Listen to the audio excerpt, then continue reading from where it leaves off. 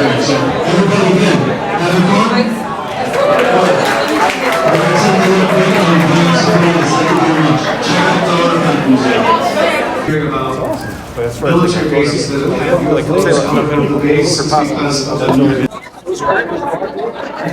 Thank you all for coming out. A big round of applause for my friend Jimmy Pettino and of course, Nicholas Rocket Wilson, wherever you are. We are Connecticut Cryptid Investigative Society. We focus on Connecticut, but we are also nationwide.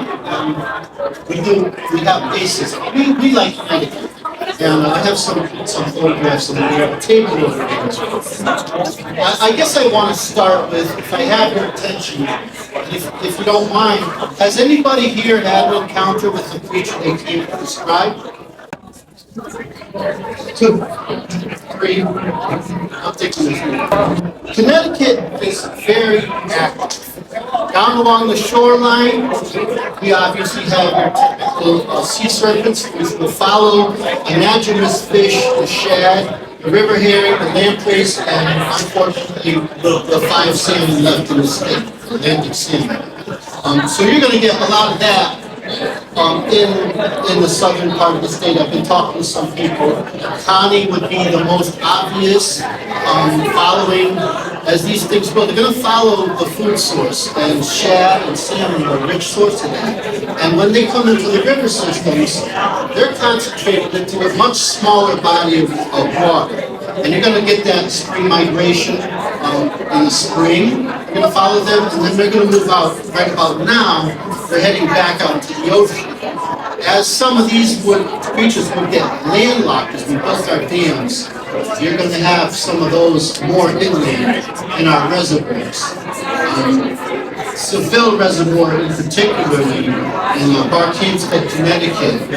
If you go there and watch by the dam on a cold, maybe late autumn night, just before sunset, right there by the dam, I have seen these large gray oval shapes. I don't see any appendages, I don't see any fins, I don't see any air bubbles. They are highly anomalous. So I went back there with some high-powered binoculars to see what the heck's going on there.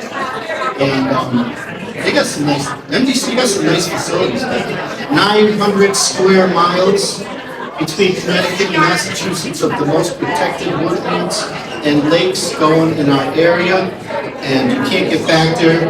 As we go right up to the borders of the MDC property, the evidence we collect, the structures, just grows exponentially. We don't cross into it, but I suggest if you want to see some stuff, go off trail, bordering the MDC. So let's talk about evidence briefly. Why we don't find bones in the woods? Why we don't find any carcasses of Bigfoots? Well, I can tell you, do we have hunters here? Any hunters in the audience? No hunters? No? Couple? Yeah? You don't find a whole lot of carcasses out there, do you? Hikers? We got a lot of hikers here? Ah, okay, you guys finding any bones or anything? No. Here's a bison bone, and you can see the edges. This is from my farm. This is 1 year old. I found this in the field, and this got dragged. I can see the drag marks going into where we store the hay. The serrated edges on this bone are from mice and chipmunks, and a lot of small rodential animals are going to eat this for their calcium. Calcium is extremely rare in nature. It occurs in bones, shells, and eggs, not a whole lot of other things. And what's going to be left, ultimately, after about another year, are just going to be these teeth. And they're going to discolor and fall into the ground, really look like stones or arrowheads. 1 year, and this is a bison bone. They are massive animals. The rest of the body's gone. So that's why we're probably not finding a lot of bones. As I say, so I talked about porcupines. Well, so you hikers and you hunters, when was the last time you saw one of those in the woods? Hardly ever. I've seen one time. They're very prolific. Over there on the table, I got a bunch of photographs. This structure here is in Litchfield County. It is 7 feet tall. It's about 15 feet wide. The grass that is made from grows about 3 feet tall. It's some kind of hay. This is along the Bainton River off trail. We were investigating this place, and I was about to leave. We just started investigating open fields, not a lot of animals, so we went to the border of it. And I literally fell over. I was like, I didn't know what to say. As we walked around after investigating this, we find a series of footprints.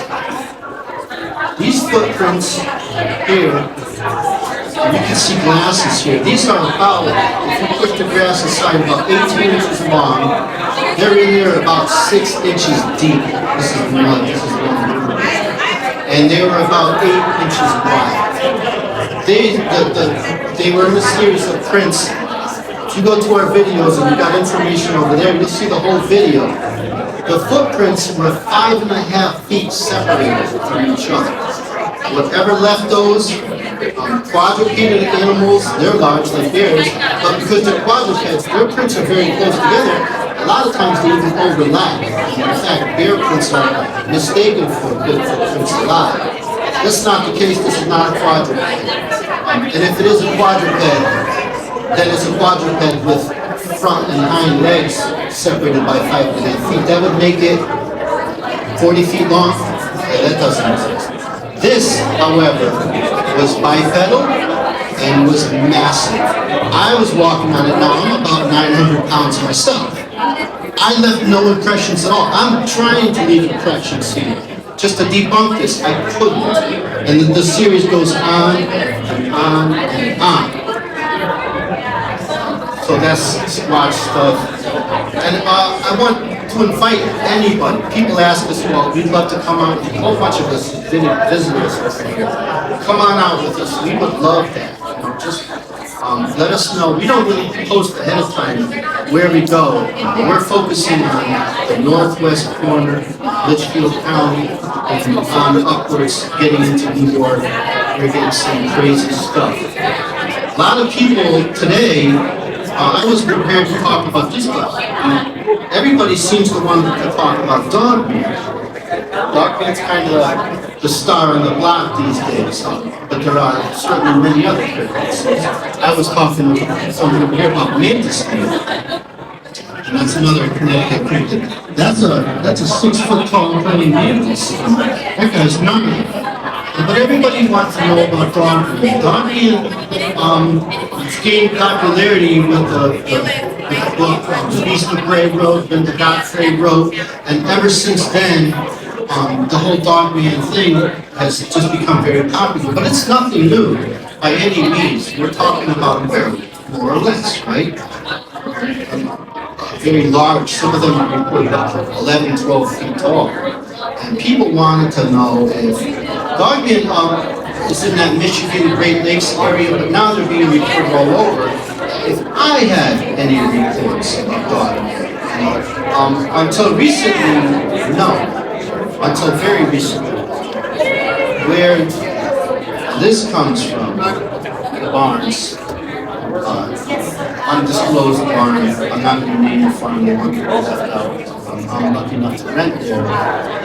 We're losing livestock left and right. And so the owners know that I do this. And they asked me to stay out until 1:30 last week in the morning. And I did. And I don't like guns, but whatever was taking their livestock, they were going to bring it down. They've set up field cams and everything.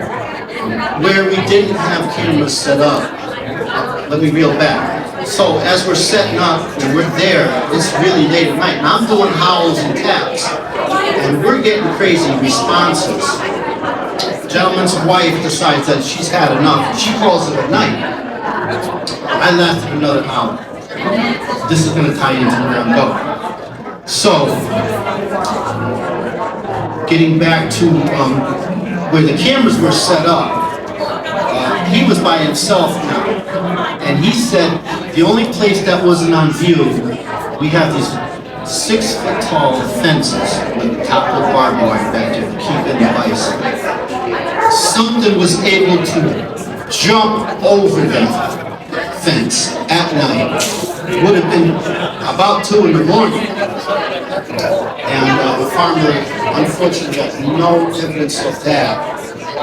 And things that jump like that are firmly into the Dogman territory.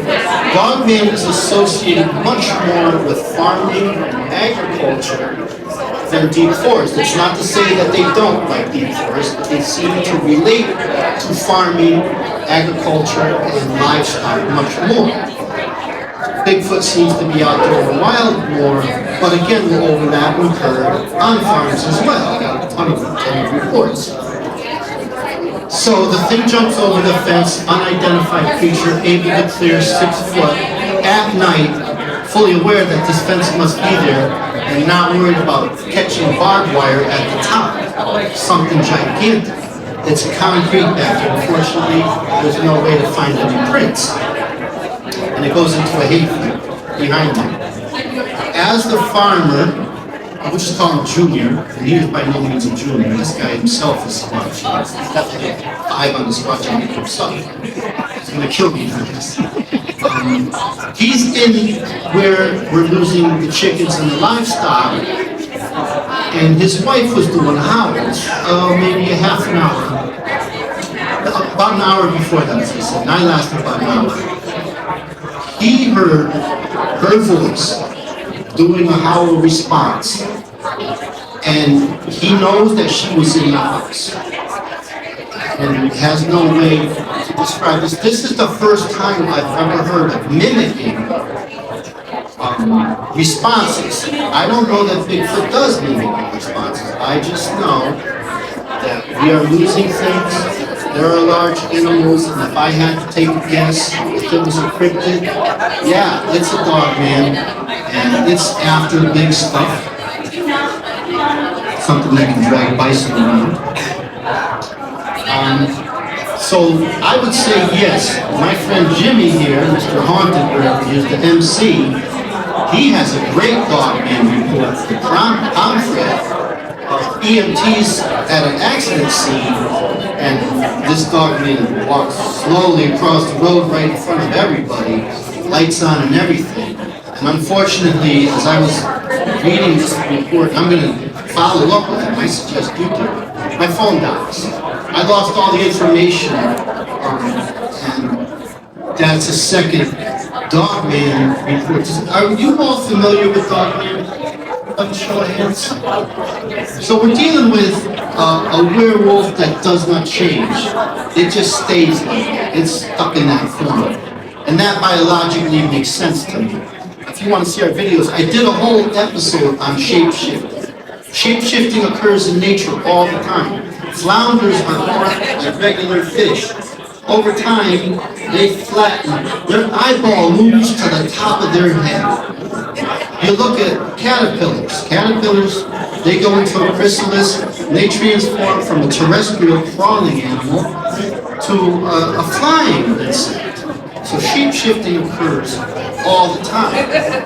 It does not happen with large upright mammals in nature. That just, only when we're in the embryo are we like going from zygote to, what we are today. So Dogman will not change.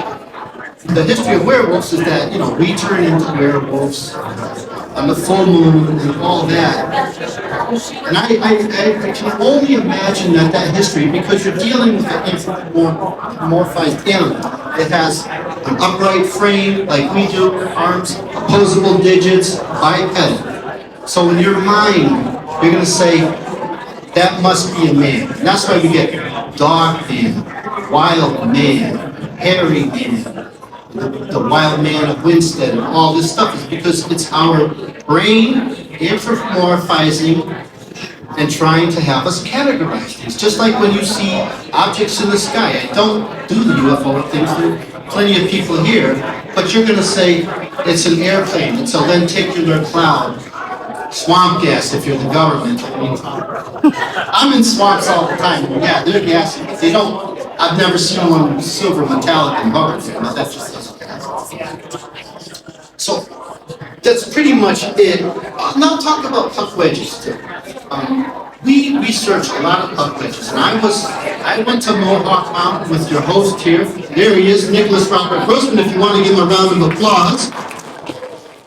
He was with us as we investigated the puck wedges on Mohawk Mountain, and it's the first time we brought in paranormal equipment on one of our investigations. Can I tell a story about you? Oh, please do! So my friend here and his crew, or his posse, CCIS, this is the OG godfather of cryptozoology in Connecticut right here. We went with Holy Moly over there. And, get out, you guys are a trip. I love you guys.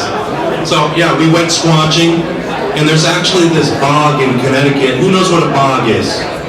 It was like walking into like another dimension with all this beautiful moss and everything was around.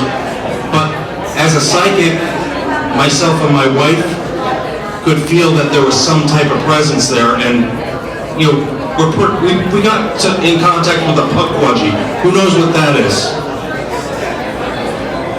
We got in contact with them. We left offerings to them. It was very successful, and we went squatching at the Mohawk Mountain, and we got a call.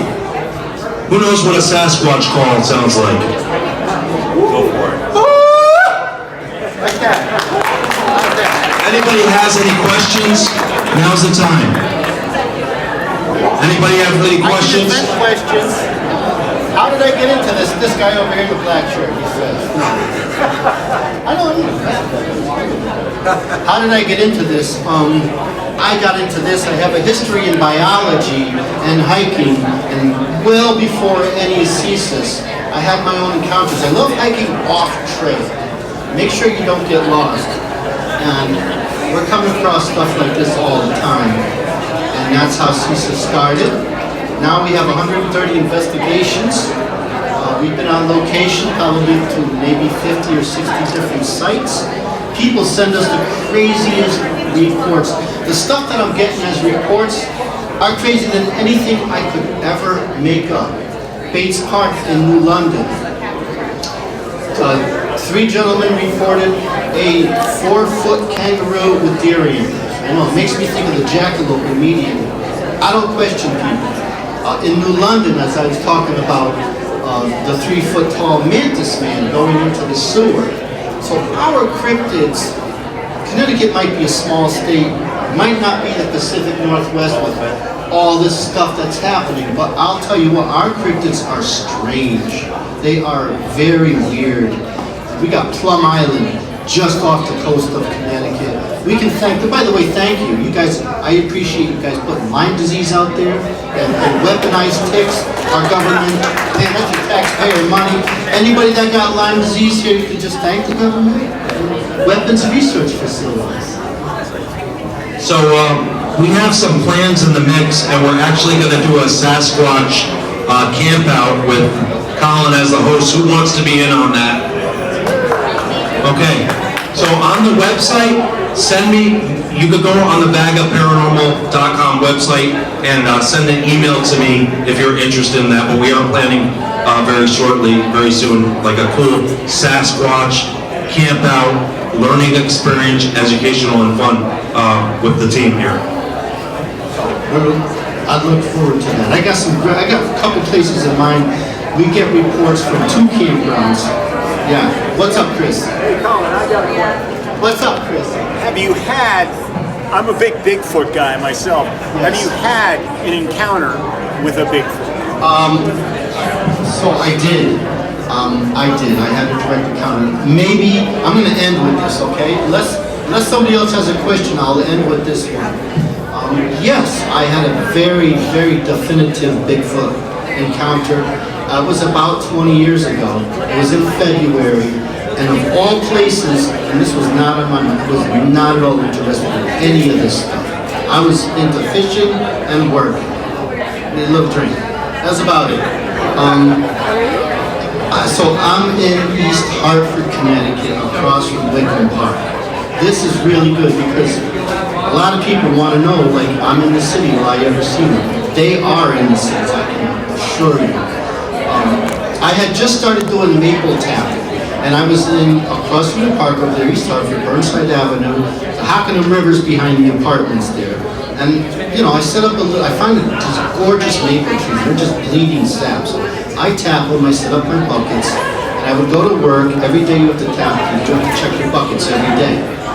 I would go and get the buckets, bring them in, and boil them down inside my apartment. All my wallpaper stripped off, so don't do it. I'm a painter, so it was okay. So I'm coming home, I'm doing this day after day. The season lasts, I would say, maybe 2.5, 3 weeks. And I'm midway in my tapping season, I'm getting good stuff. And so I'm in this parking lot.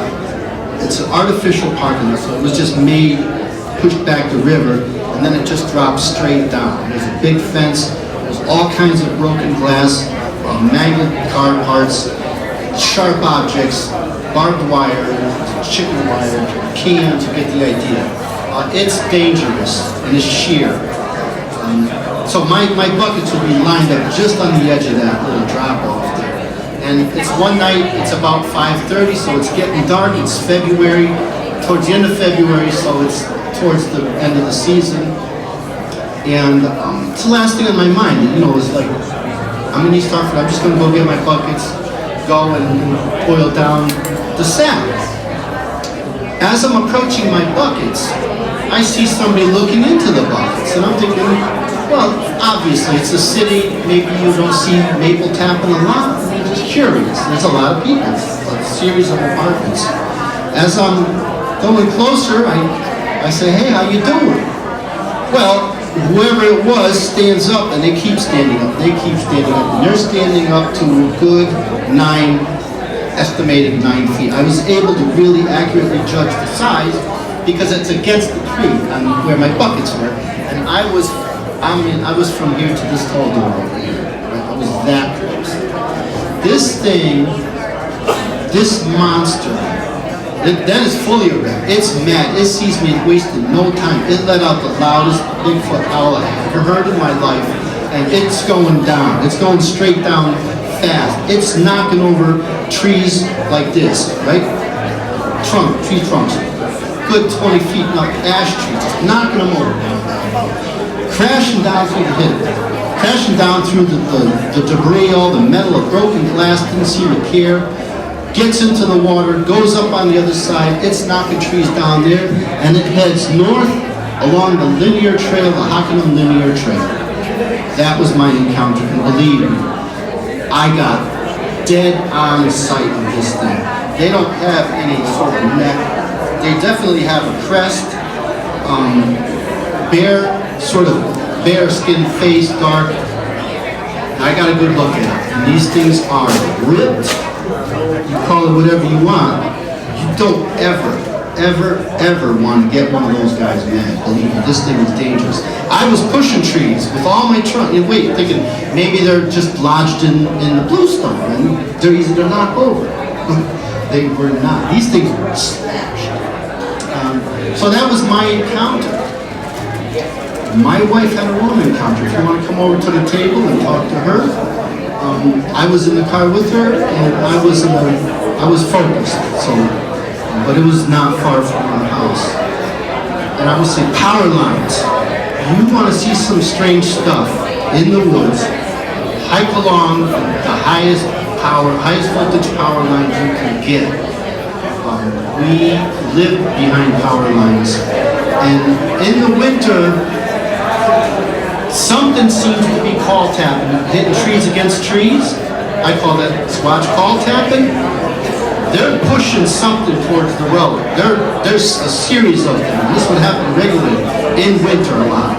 Something's doing a hunting pattern, chasing something to go out into Route 202. So theoretically, you could get hit by a car, drag back. Power lines. Get yourself into some power lines. Find your water sources and look for deer. If you think these things are vegetarians, I'm sorry. And they're not keto, they're not vegan, and they're not hibernating in the winter. Okay, if they were hibernating, I could make a case for omnivore or vegetarianism. No way. No way an upright animal that large is going to sustain themselves on pine needles. Me and Richard Sear are going to, we eat pine needles all the time. You're going to have some. Yeah. We did actually. We did, right? Red pine, by the way, is the best tasting one. And white pine is good. So that's it. Really, if you have any questions, I'm here now. Raise a hand. If not, I'll be back over at the table tomorrow. Join us on the camping trip. It's gonna come. It's going down. So We'll get out there, probably somewhere along the Appalachian Trail. That's all I'll say right now. All right. Thank you, everybody. You're great. What? I have a question. Hold on. Yes, sir. Speak up. I'm just curious, you never seen horns with Sasquatch? Come closer. You ever seen horns? Sasquatch sightings? I am so glad I am gonna end with this one. I love forest lights. I was talking to somebody over there. One time, sir, I was at Black Ledge Falls in Hebron, not far from Gay City State Park, just outside of Glastonbury. Glastonbury has its own cryptid, the Glowacus.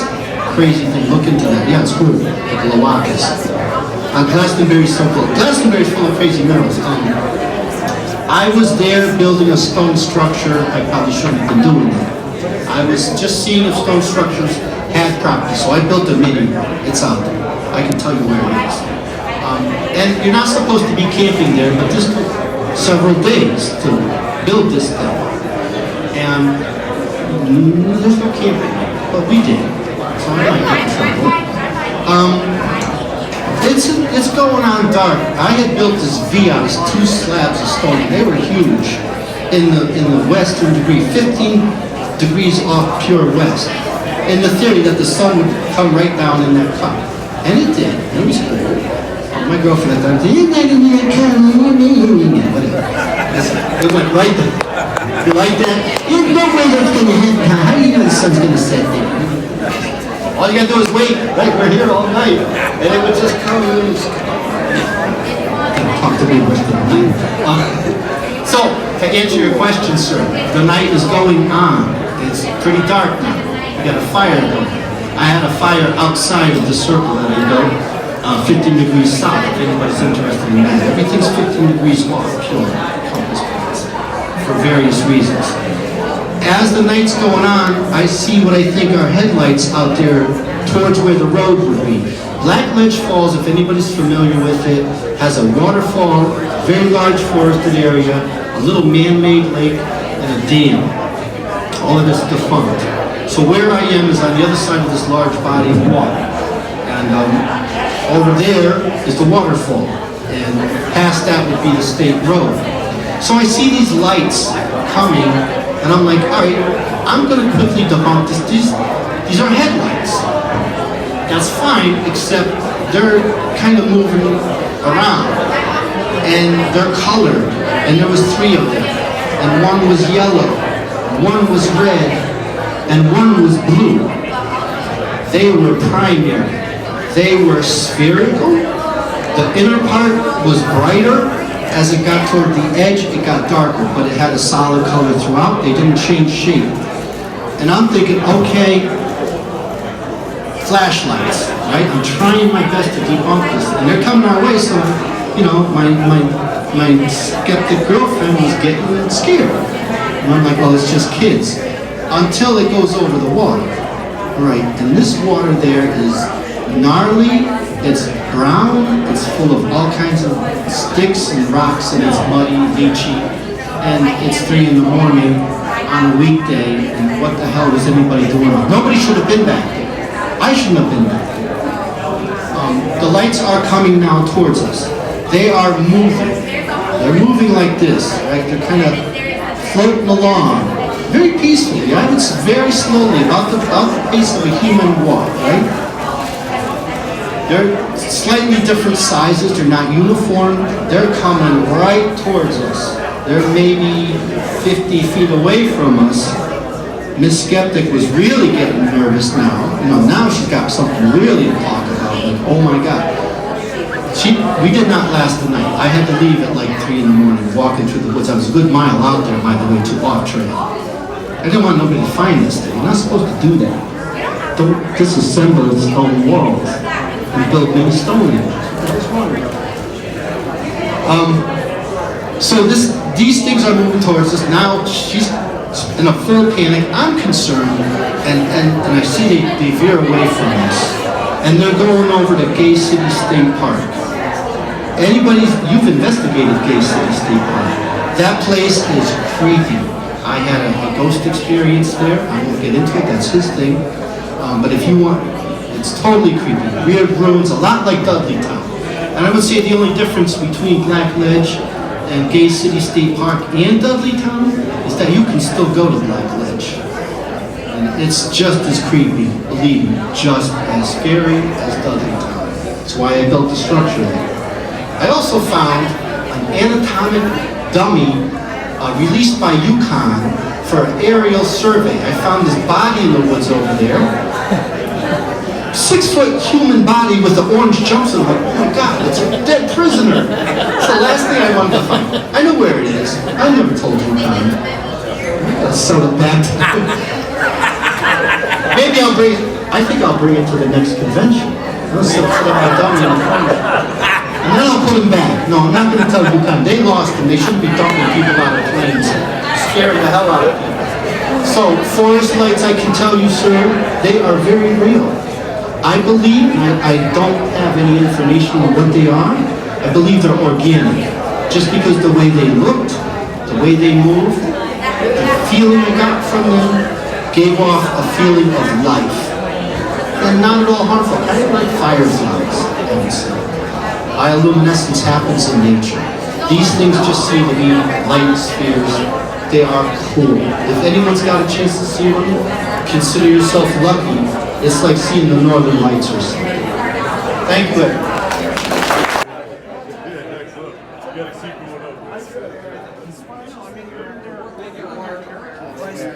I've always thought of like the light is sort of like part of the whole whatever system of whatever makes this work. That's what I think. I think they're so Oh, God. Like, I feel like once you open that can of worms, you probably never